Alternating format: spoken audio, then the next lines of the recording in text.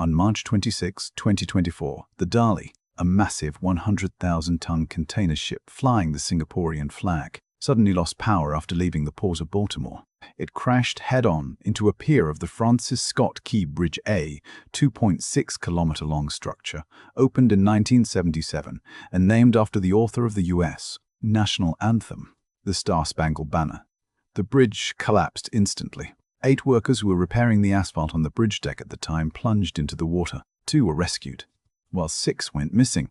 The collision forced the total closure of the southeastern segment of I-695, a vital East Coast transportation artery connected by the bridge, forcing over 35,000 vehicles to detour daily. Furthermore, because the massive ship blocked the shipping channel, the port of Baltimore was forced to close for nearly 11 weeks. This dealt a major blow to U.S. auto and agricultural equipment shipping, forcing companies like Ford and General Motors to reroute their supply chains, given the accident's location at a critical U.S. transportation hub.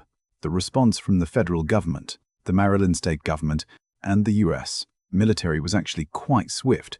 Engineering units from the U.S. Army and U.S.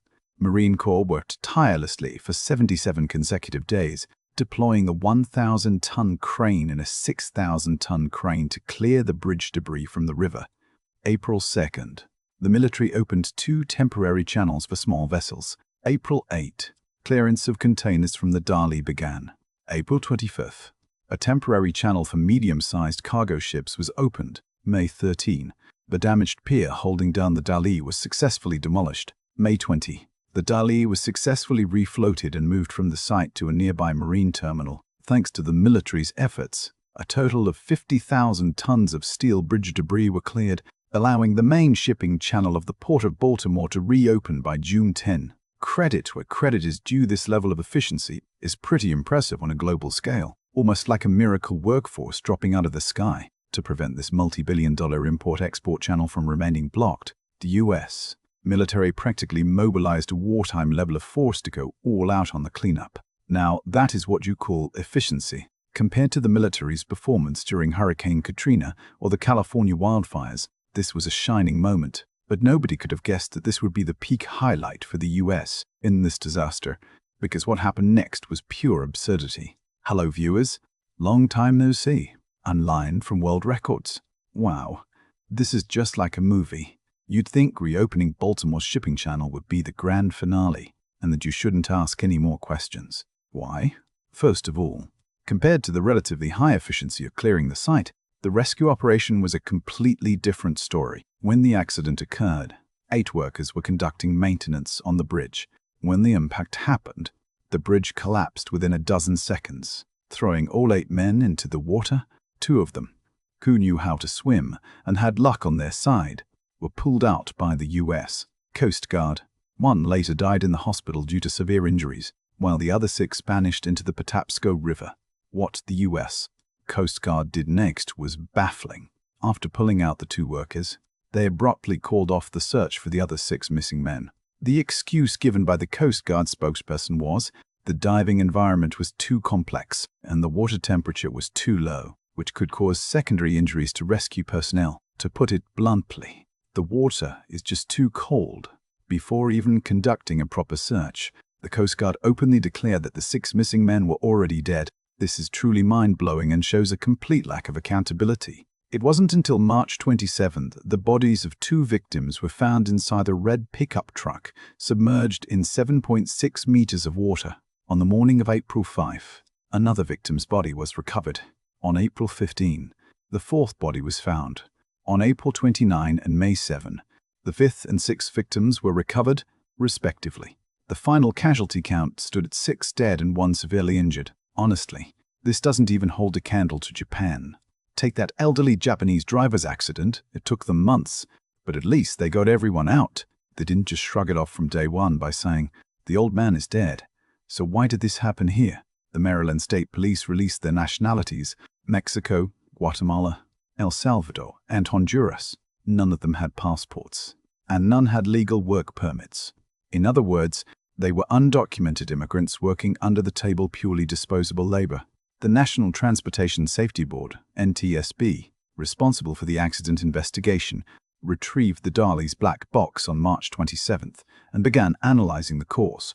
On April 10, they preliminarily determined that the direct cause of the Dali losing control was a loose connection in a signal line combined with a fuel pump malfunction, which caused a total blackout and left the ship drifting into the pier. On April 15th, the FBI officially launched a criminal investigation into the incident. On June 24th, the container ship Dali, which had been detained for nearly 3 months, was released. The 21 crew members sailed from Baltimore to China to repair the heavily damaged bow. Yes, they came to us for repairs.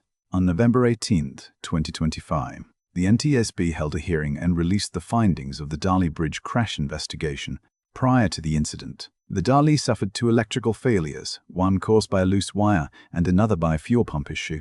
The cause of the accident was likely a loose connection in a signal line that triggered the electrical failure, causing the vessel to lose control as it approached the bridge. Because the ship itself failed to broadcast any distress signals, the officers on duty on the bridge only noticed the Dali's abnormal behavior and reported it at the last second. By the time they received orders to block the bridge deck, there were only 89 seconds left before the Dali struck the bridge. That's why the 8 construction workers on the bridge had no time to evacuate. Furthermore, after ordering the bridge closed, the police just took off without even bothering to notify the workers on the deck. This was a major reason why those workers couldn't escape in time. If the police had yelled just one warning before running away, they might not have died. The U.S. government wasn't idling either. On May 12, 2026, the U.S. Department of Justice filed criminal charges against the Dali's third-party ship management company Singapore-based Synergy Marine, its Indian subsidiary, and Radhakrishnan Kartik Nair, a 47-year-old Indian executive working at these companies. The charges included conspiracy to defraud the United States, manslaughter, knowingly operating an unsafe vessel and failing to report it to the U.S. Coast Guard, obstructing an NTSB investigation, making false statements, and environmental pollution caused by containers and cargo spilling into the Patapsco River. The third-party ship management company denied all charges, calling them completely baseless, claiming that the DOJ was criminalizing a tragic accident, and vowing to vigorously defend itself. This lawsuit is still ongoing today, and there won't be any resolution anytime soon. Plus, the Dali's builder South Korea's Hyundai Group was added as a co-defendant, but that's all small potatoes. What I really want to talk about is the reconstruction of the Francis Scott Key Bridge. When a bridge collapses in America, how long does it take to rebuild? June 9, 2002. The Longhai Railway Bahi River Bridge, destroyed by a flood, initiated reconstruction. The first Survey and Design Institute of the Ministry of Railways finished the design by June 16. The Xi'an Railway Engineering Group mobilized over 2,000 workers, utilized market-based equipment leasing, and ran parallel construction phases. Overcoming complex geological conditions, they finished the build in just 60 days, reopening the line to passenger trains in August 18, 14 days ahead of schedule. February 22, 2024, the Lixinsha Bridge in Nansha, Guangzhou, suffered a deck fracture due to a cargo ship collision. The repair work took only 4 months, racking up on June 22nd. So, how much time is America planning to take to fix the Key Bridge? On the day of the incident, President Joe Biden declared, "I want the federal government to pay for the entire cost of reconstructing this bridge, and I expect the Congress to support my effort." On March 27th, the U.S. Senate unanimously approved Biden's proposal, supporting a $400 million federal funding package to rebuild the Key Bridge, with the option to increase it to $1 billion to accommodate an expanding budget. This isn't a question of money. It's a matter of political correctness. This bridge holds immense significance for America. Aside from being named after the author of the U.S. national anthem, the bridge sits right next to Fort McHenry.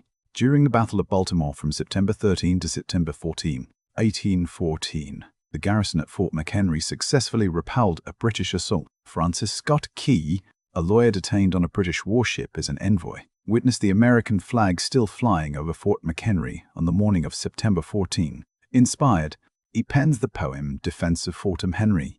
Someone paired the poem with the melody of To an Acheron in Heaven by British composer John Stafford Smith, and it spread widely. In 1931, Congress officially designated it as the U.S. national anthem, famously known as the Star-Spangled Banner.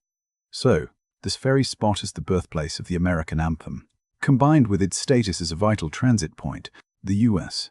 government has to fix this bridge, whether for political or economic reasons.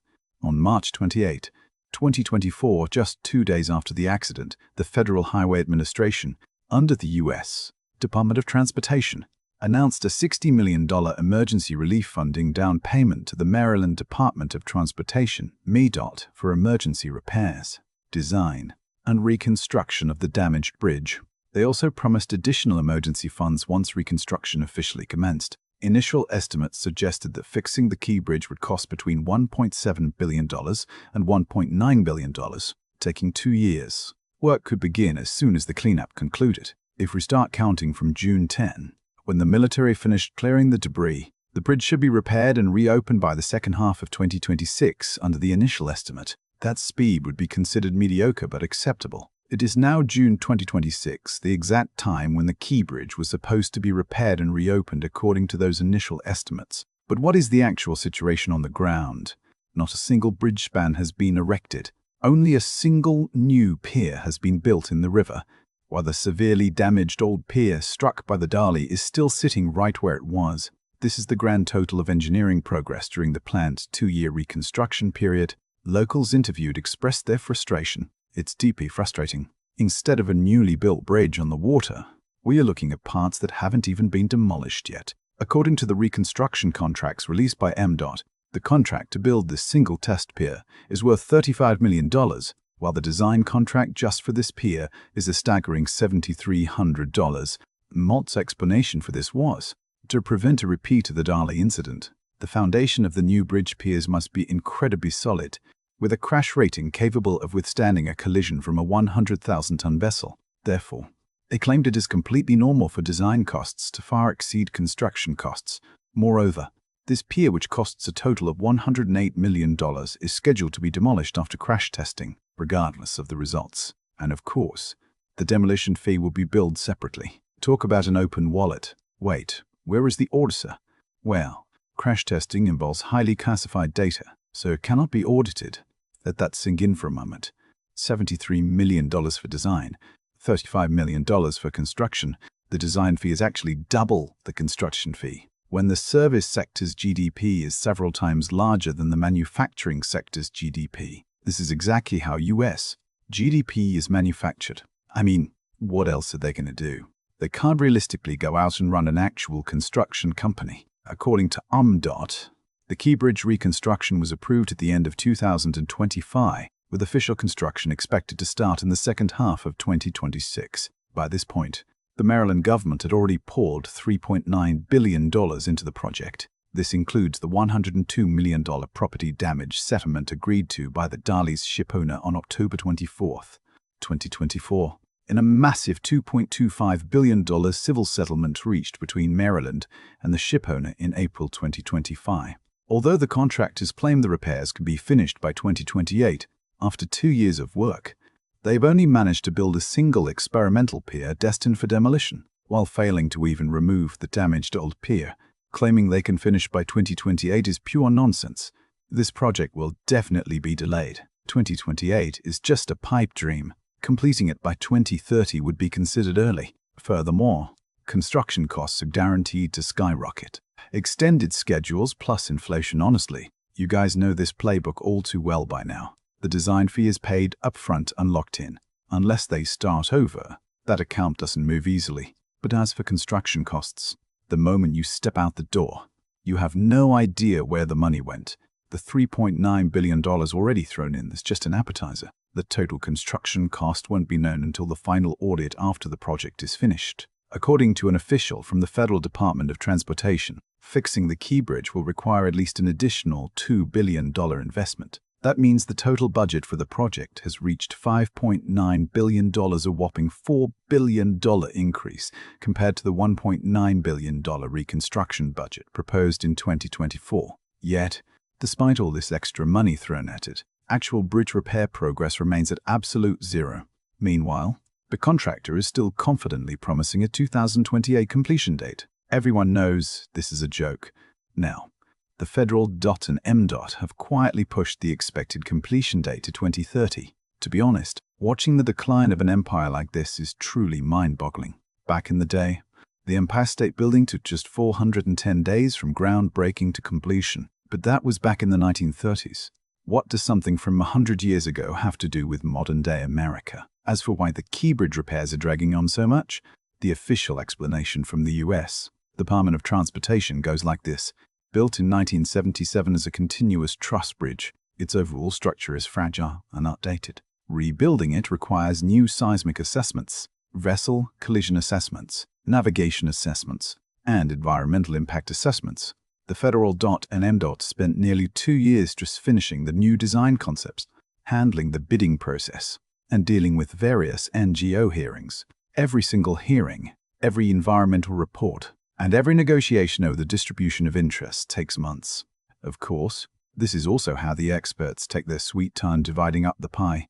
Furthermore, the federal funding promised by the Biden administration has been repeatedly stalled due to partisan bickering between Democrats and Republicans in Congress. On top of that, the trade war launched by Donald Trump after starting his 2.0 term added tariffs on imported steel, causing the price of structural steel, a vital material for rebuilding the bridge, to surge by 65%.